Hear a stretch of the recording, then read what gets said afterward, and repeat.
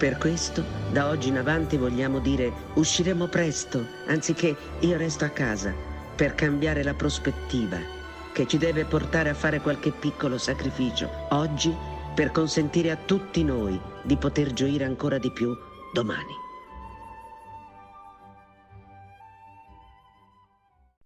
«4 marzo 2020, un giorno che ha cambiato le nostre vite, costringendo tutti a fare i conti con se stessi, con le debolezze e fragilità di un'umanità che per troppo tempo ha pensato di essere invincibile. L'Italia ha pianto migliaia di suoi figli caduti in una guerra senza quartiere, combattuta da un nemico infido e invisibile.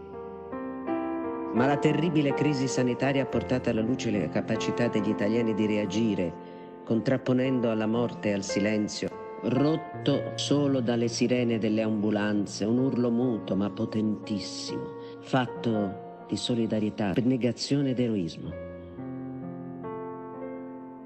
Con la gioia nel cuore, con tutta l'anima, dedichiamo al mondo di cui fieri italiani ci sentiamo cittadini questo inno. Che bella cosa una giornata di sole, un'aria serena dopo una tempesta, per l'aria fresca pare già una festa. Che bella cosa una giornata di sole.